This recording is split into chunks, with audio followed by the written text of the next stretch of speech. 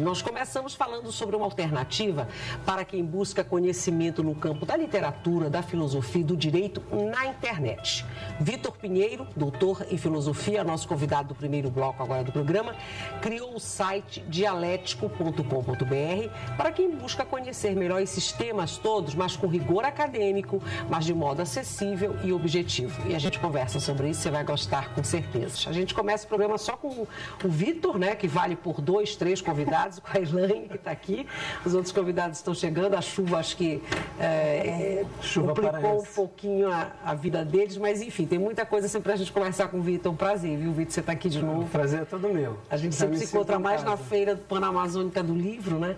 Queria que você falasse então um pouquinho dessa tua ideia, que eu achei ótima, desse site que você lançou agora recentemente, e como é fazer isso, você que sempre se aprofundou nesses temas, é um professor, pesquisador também, enfim, e agora colocar isso na internet de uma forma mais direta, né, mais objetiva. Como é que foi essa experiência? Boa tarde, Renata. Agradeço o convite, agradeço também a presença da professora Elaine, cujo trabalho na UNAMA, no IAP, na Casa da Linguagem eu conheço. É verdade. Obrigada. Bem, boa tarde ao público. Bem, Renata, a internet é uma realidade absolutamente estabelecida no nosso cotidiano. E a filosofia também é uma atividade essencial para todos, assim como a literatura, o direito. Então eu achei por bem me dedicar a entender a linguagem da internet. É uma linguagem direta, objetiva, rápida e para um público muito amplo. Então o meu esforço todo foi compilar o meu trabalho, sintetizá-lo, formalizá-lo num site que contivesse toda a minha produção editorial, de palestras, cursos, vídeos, que deve ter dado um trabalhão, né? Sim. Olha, foi mais de 1 ano e meio de trabalho, de gravação e de estudo para tentar entender as redes sociais, o YouTube, como funciona. E eu contei com a ajuda de uma equipe de alunos que estão muito mais do que eu, muito embora eu seja jovem, a minha geração não seja tão distante da deles, estão muito mais hiperconectados, por assim dizer, nessas redes e nessa linguagem cibernética. Então eu fui muito auxiliado por esses alunos que começaram a divulgar os meus vídeos, os meus textos, tiravam foto dos meus artigos no jornal e quando eu via, tinha grupo de WhatsApp, rede de Facebook, gravações amadoras no YouTube. Eu falei, não, peraí. Deixa eu organizar isso. Eu vou organizar isso. Eu vou, se for para fazer, se for para... Ou seja, a realidade virtual, ela já não é mais uma realidade secundária. A gente está sempre com o telefone na mão, com o site, com o blog, com o texto. Então, eu decidi organizar tudo isso. Mas eu tive o cuidado de não banalizar a filosofia, o direito, a literatura, que eu venero tanto como objeto de trabalho e de estudo. Então, o site ele tem diversos níveis de aprofundamento. Ele pode ser um convite para quem quer se iniciar e conhecer pequenos artigos. Eu comecei a escrever no jornal também, liberal, há 1 ano atrás. E esses textos eles têm 2 páginas, são textos pequenos de jornal. E fiquei muito contente com a recepção do público. Pessoas que não estudavam filosofia, que não falavam de temas que às vezes são exigentes, da grande literatura. Falo muito do professor Benedito Nunes, que é o meu mestre. Falo muito de Platão, de filosofia clássica, de filosofia medieval. Mas houve uma repercussão grande, né? Olha, eu achei muito, e muita gente fazendo o que era a intenção, que é passar a ler, passar a pensar, porque filosofia é diálogo, né? Filosofia é uma pergunta, por isso o nome dialético. O que eu lembrei quando eu vi o teu site é assim, tirando as devidas proporções, né? Eu acho assim, o Vitor parece aquela sede dos enciclopedistas do século XVIII, né? De divulgar o conhecimento, de tornar ele prazeroso e acessível. Tu achas que isso tem sentido hoje, eu ter fazer esse tipo de relação? Tem todo sentido, Elaine, porque os enciclopedistas se baseiam numa revolução cultural da época, que era o jornal. Então, o jornal passou a ser um instrumento, jornal escrito, impresso. A imprensa de Gutenberg, no século XVI, né? Imprimia a Sagrada Escritura e logo depois os folhetins, os romances, daí Flaubert, por exemplo, Madame Bovary veio daí, né? E os primeiros críticos literários e intelectuais escrevendo sobre assuntos políticos, sobre assuntos religiosos, sobre assuntos filosóficos, formando um público. um público que era alfabetizado, mas que não era cultivado, que não tinha assunto e conteúdo para ler. Ora, a gente está vivendo uma revolução cultural da mesma magnitude, que é a internet. Isso é uma coisa que eu queria perguntar, e você já entrou no assunto, então é isso. Porque como é que você, então, percebe essa questão da internet? Se a internet é um espaço realmente de discussão de assuntos mais aprofundados ou não? Porque essa é uma polêmica, uma discussão aí que está permeando, né? Sim, no começo eu fui um pouco reticente. Eu fiquei muito assim, ressabiado, desconfiado, porque o nosso trabalho, o trabalho intelectual, ele depende de duas coisas. Do contato pessoal com o mestre, e por isso a minha referência principal não é Voltaire, Diderot, D'Alembert, os enciclopedistas, mas Sócrates. Em que sentido? Nesse sentido, deve haver um diálogo pessoal. Não dá para ser pelo telefone, por carta ou pelo Skype. Então eu achava que... E a segunda coisa importante são os livros. Né? Não dá para fazer filosofia e literatura sem livro. O que acontece? A gente pode despertar para a filosofia e para a literatura por todos os meios. Então a internet, sim, depois de superada essa minha resistência, por assim dizer, a importância imprescindível do contato pessoal direto e dos livros, pela internet. Então a internet pode ser um grande convite à conversa pessoal ou a conexão digital por e-mails, por chat, videoconferência com o professor, e um caminho de compra de livros, de acesso de livros e livros digitais. Hoje em dia a gente tem uma série de acesso a museus, né? Museus, por exemplo, eu trabalho muito com filosofia da arte, história da arte. Não pode mais ser desprezado, não adianta. De jeito nenhum. Essa ferramenta. Eu acho que é ignorância, né? Também. Agora, é claro que muitas pessoas a utilizam mal. Utilizam a internet de forma extremamente superficial, de forma extremamente vulgar, achando que um clique, tomando posições precipitadas, condenando e defendendo causas, ideias e pessoas que não conhecem, que não aprofundam. Então a internet pode ser fator de uma cultura do espetáculo, de uma cultura imediatista, urgente. Então eu cliquei, eu fui lá, conheci... Eu vi a filosofia em 30 segundos. Não, peraí. Eu conheci Platão em 2 horas. Não, você não conheceu nem a unha do pé. Então, essa tua experiência, ela tem mostrado, pelo que eu estou percebendo, que, na verdade, existe um público ávido, sim, por conhecimentos, com profundidade. Então, assim, não é só essa cultura de espetáculo que faz o mundo, graças a Deus, né? Então, você está percebendo que existe um nicho aí, pessoas que querem mais. Exatamente. O que eu percebi na minha pesquisa, na minha experiência, principalmente beneficiado por esses alunos que estão me ajudando na equipe do site, é que há um público que se fideliza a um site, a um canal de YouTube, a um blog, e que vai comprar, como tem a assinatura de uma revista, só que essa geração YZ recente não compra mais revista impressa, não lê mais jornal. Não. E vê cada vez menos televisão. Com certeza. Mas vai nos seus canais do YouTube, abre os seus sites favoritos, compartilha, quer saber o que os seus pares estão lendo e vendo e querem saber o que estão sendo lidos. Então, há sim uma demanda. Por isso que o meu site, ele não está pronto. Ele é um trabalho em progresso. Eu vou alimentá-lo, tanto quanto eu escrevo jornal semanal no jornal, eu vou alimentá-lo semanalmente, quinzenalmente, com novas palestras, novos cursos. Essa própria entrevista estará no meu site em breve. E as pessoas vão querer saber o que teve, qual foi a conversa com a professora Elaine. E aí na rede social da professora Elaine vai ter novos alunos. E assim vai agregando, né?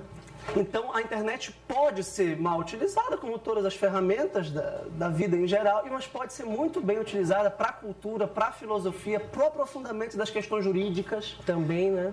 Nós temos uma notícia breve sobre uma decisão do STF, como as muitas que nós temos, e as pessoas vão na internet, querem aprofundar e começam a identificar as correntes ideológicas, e por isso a filosofia é importante. E há essa discussão também de que as pessoas, por exemplo... passaram a ler menos, aqui no Brasil, que já não liam muito livros, né, no caso, já não se tem muito essa cultura, esse hábito, mas passaram a ler menos por causa da internet. Mas há pesquisas que dizem o contrário, principalmente no caso dos jovens, né, que é esse público, me parece, majoritário. Ler, sim, porque ler na internet, né, só tem que ter cuidado para você não pensar que na internet ou em Facebook, nas redes sociais, basta, né? Mas assim, que lê e que escreve, acaba escrevendo. Mas porque escreve abreviado? Mas porque escreve...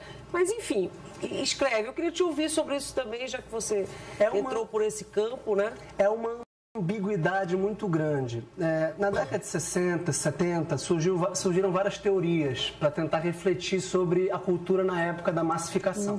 Né? E todo esse debate sobre a cultura na época da televisão, a cultura na época do cinema, que haveria uma dispersão, uma vulgarização, uma banalização, uma comercialização da cultura, e a grande cultura, aquela cultura difícil, exigente, que é elitista no sentido de ser pouco acessível, seria cada vez mais objeto museológico do passado. O que a internet prova é que essa tecnologia ela é ambígua, porque eu posso entrar nos melhores museus do mundo, eu posso visitar as grandes catedrais, eu posso entrar na Biblioteca Nacional, eu posso fazer pesquisas e eu posso ler. Eu posso ter acesso a livros digitais e hoje há uma série de investimentos de tecnologia de leitura na internet para driblar esse problema. E principalmente um problema que é um problema econômico do preço alto da cultura.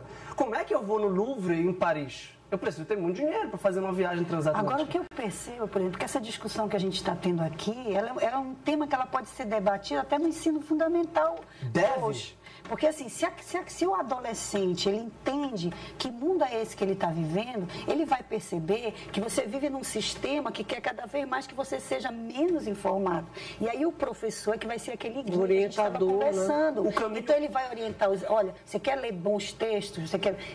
Hoje a gente não pode nem falar sobre isso, né? Que existe alto e baixo, porque tudo muito complicado, mas... O Humberto Eco, que faleceu recentemente, por exemplo, tem um texto famoso chamado Apocalípticos ou Integrados.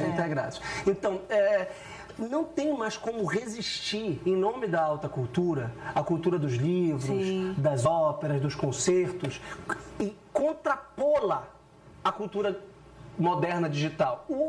As pessoas vão escutar rádio, vão ver televisão e principalmente vão acessar a internet. O que a grande cultura tem que fazer é penetrar e conquistar esses espaços. É o que você está fazendo com esse site, me parece. Esse é o meu objetivo. Vitor, tu não achas, por exemplo, que tudo é alimento para ser como é que eu posso dizer, devorado antropofagicamente e traduzido isso? Acontece que as pessoas elas não têm escolha, elas só estão num nicho, elas deixam de fazer essas relações. Perfeito. Então, assim, eu acho que você não tem que ser proibido de ver nada. Por exemplo, eu vejo Tarantino, assim como eu posso ver um filme italiano, de um clássico italiano, mas eu estou tendo acesso. Claro. Então, o que está faltando para mim, eu acho que talvez seja isso que eu vejo que é muito importante o teu trabalho, é dar acesso à informação para que as pessoas possam fazer escolhas.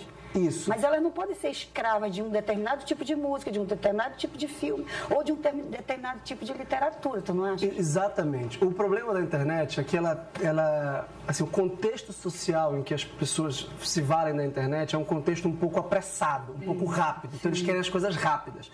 Vou dizer, por exemplo, o que eu faço. Eu estimulo muito a leitura de um dos meus autores preferidos, que é o Dostoiévski. Né? É um autor porque eu tenho uma grande admiração e que de algum modo mudou a minha vida. O Dostoiévski escreveu Os Irmãos Karamazov, por exemplo, que são cerca de 1.200 páginas. Sim. O Dostoiévski, por sua vez, escreveu também Memórias do Subsolo, que tem 40 páginas. O Dostoiévski escreveu cartas e páginas do seu diário de uma página. A internet exige um parágrafo. Só que um parágrafo de Dostoiévski, assim como um verso de Drummond, pode falar assim, peraí, que verso é esse? Bem, esse verso está num conjunto de 10 versos, que é um poema. Um poema está dentro de um ciclo está dentro de um livro. Então, a gente pode pescar as pessoas para a alta cultura. A gente pode dar um parágrafo de Dostoiévski, porque um parágrafo de Dostoiévski pode fazer a pessoa falar, peraí, que é isso? E aí 40 páginas, e aí 1.200. O que nós não podemos fazer é dizer, não, sabe o que é? Essa geração nunca vai ler Dostoiévski de 1.200 páginas. Isso é o pior elitismo, isso é a pior negação que se pode fazer às pessoas. E é contra o nosso papel, Elaine, de educador, de professor, de pedagogo. Em grego, pedagogo significa aquele que conduz as crianças no colo. Então, o pedagogo é aquele que ensina com generosidade e com maestria o caminho das pedras para que os leitores e as pessoas queiram fazer. Por sua própria mão, porque eu não posso obrigar uma pessoa a ler.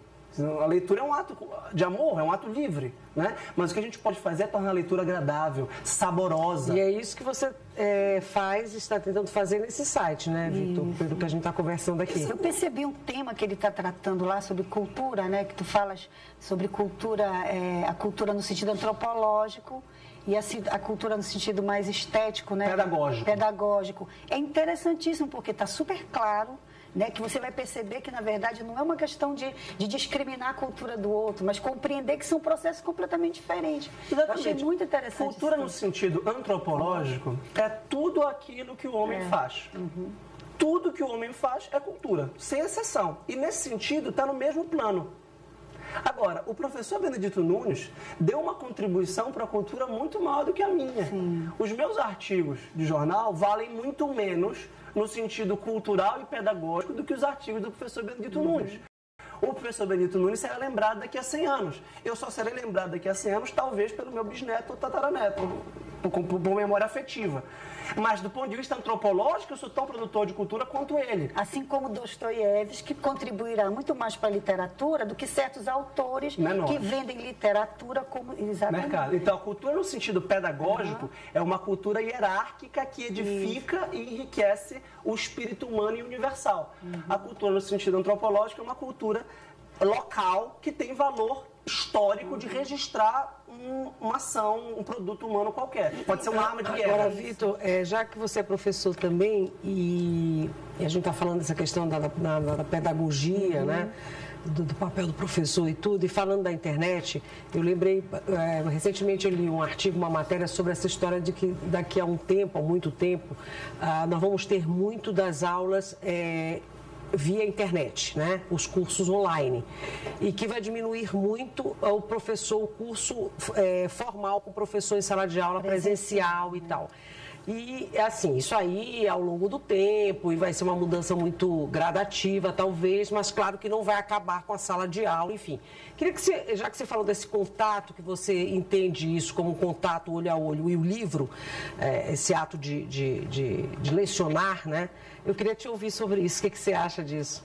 O que eu acho muito interessante, a minha principal inspiração é Sócrates, o pai dos filósofos, e Platão, seu principal discípulo, que resolveu escrever os diálogos em que Sócrates conversava com os interlocutores. E impressionante como Platão entendeu tão profundamente o que é a pedagogia, o que é a transmissão do conhecimento e da alma filosófica, que isso vale para hoje. Filosofia é uma forma de amor. Não há nesse sentido amor à distância. Nunca, para a verdadeira filosofia, poderá ser dispensado o contato direto com o professor. Por isso, quando eu fiz essa pesquisa para fazer o site, eu conheci vários internautas, blogueiros e professores que só estão na internet. E que depois, eventualmente, participam de aulas presenciais. E eu não quis fazer isso. Eu demorei 10 anos para fazer um site. Eu não tinha conta sequer no Facebook há tempo atrás. Eu resolvi primeiro ter um ciclo ou uma rede de interlocutores, de formar alunos e estender o meu trabalho pedagógico direto para a internet. Porque a internet pode ser um apoio. Se eu tiver só 10 visitantes no meu site, meus 10 alunos, vai ser valioso porque vai ajudá-los a contribuir com o material. A gente não pode jamais desprezar o contato pessoal do aluno com o professor. Esse futuro que vislumbram, então, o que você acha? Claro, esse futuro é um futuro apocalíptico, no sentido que a gente estava dizendo, de que a internet vai tornar as relações frias, as pessoas não vão mais tocar, não vão mais se encontrar, tem essa famosa cena de um casal de namorados, o marido e mulher com o celular na mão, o marido e a mulher na cama com o celular na mão, não se falando. Então, essa é uma visão apocalíptica da tecnologia esfriando as relações humanas. Claro que a gente tem que aproveitar como instrumento secundário. Por isso que eu não dispenso os cursos livres que eu ministro há algum tempo, e por isso que eu não vou deixar de ministrar esses cursos livres e não vou deixar de ter como atividade principal os cursos presenciais. Isso não pode ser dispensado, porque é presencialmente que a gente percebe o processo de conhecimento, que a gente conversa, que a gente entende. A gente pode mostrar o teu site, né, para ter uma ideia e conversar mais um pouquinho, ainda dá tempo. Temos imagens, olha aí, do dialético.com.br. E aí você pode falar mais um pouquinho dessa experiência. E aí as aulas que as pessoas podem encontrar lá, né? Acho que era importante, né? Tem como é que tem para acessar? O site tem, basicamente, 4 partes. Tem uma parte de cursos, com 2 tipos de cursos.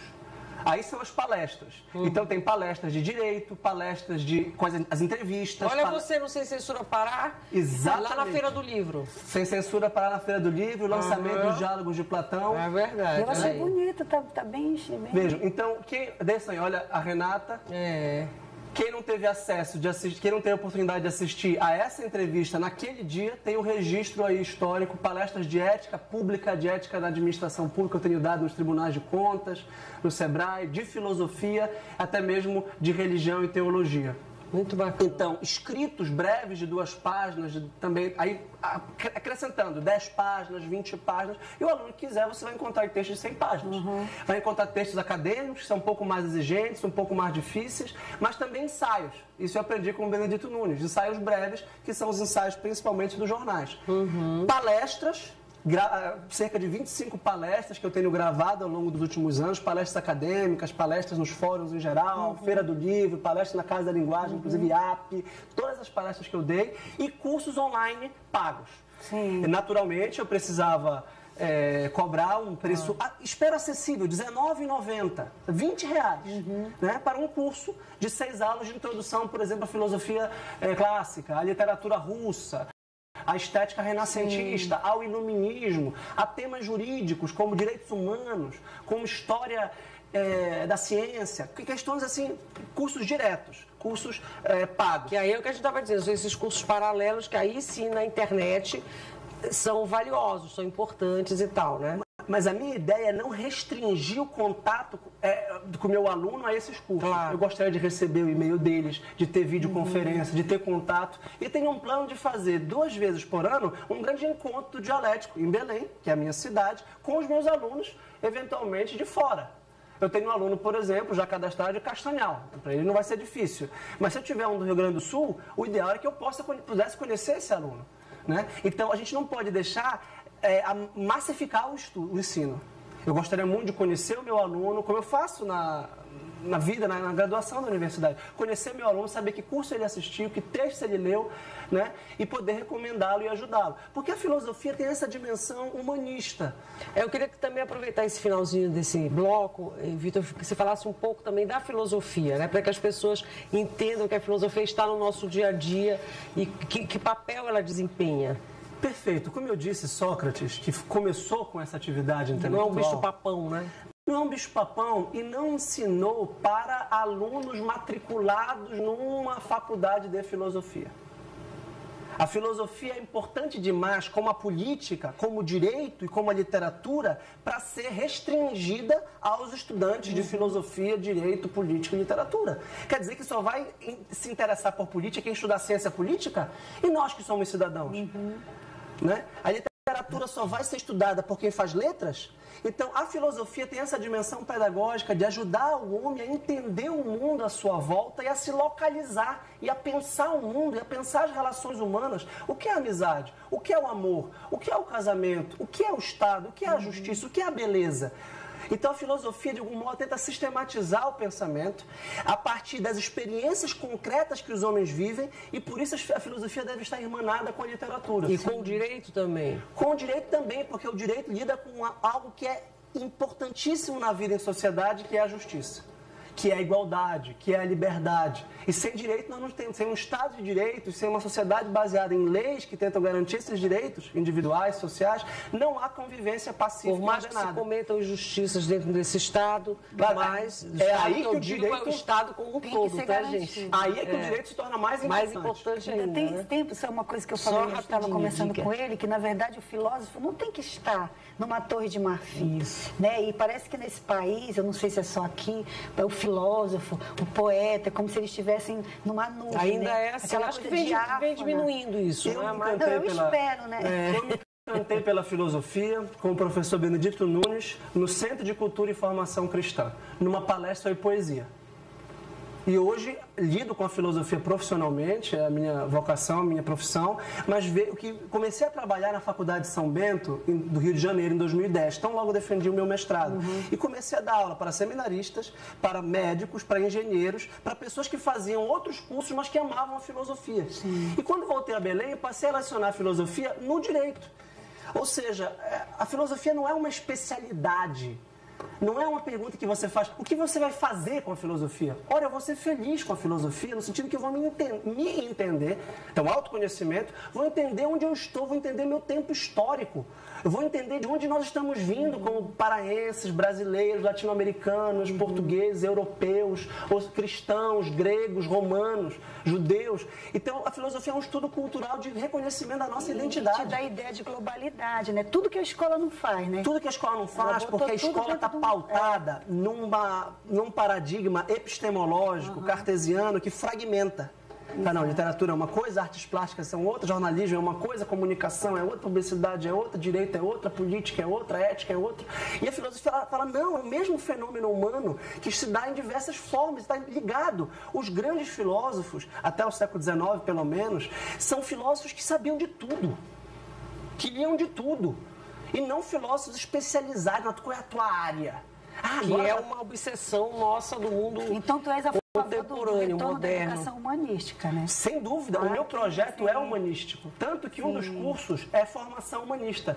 Tem 4 tipos de curso, para a gente concluir. Curso de formação humanista, curso de clássicos, curso de filosofia e curso de direito. Então agora é só ir lá e visitar, né, Vitor? Nesses cursos, e se inscrever também, mas visitar principalmente o site que é o dialético.com.br. Já está no ar, né? Agora recentemente, e aí você pode saborear, né, essas informações e outras mais, com mais profundidade, enfim. Eu estou à disposição dos novos visitantes, dos novos alunos, pelos e-mails, pelas redes sociais. Vou me esforçar ao máximo para responder o mais rápido possível e para fazer novas amizades e novos diálogos. Dialético porque filosofia é diálogo. E eu quero dialogar não só com a minha esposa, que tem a paciência de me ouvir todos os dias, com o meu pai, com os meus 10 alunos de predileção, mas com novas pessoas, com pessoas de outras gerações, de outros estados. No fundo, como a professora Elaine falou, a filosofia é uma sede de comunhão e de comunicação. Bacana. Te agradeço você ter vindo aqui, você vai continuar com a gente, ainda tem muita coisa boa para conversar. É sempre muito bom te receber, viu? Obrigado. Vitor Salles Pinheiro conversou conosco, ele que é doutor em filosofia, professor da UFPA, e bateu esse papo muito, muito interessante conosco aqui nesse primeiro bloco do programa.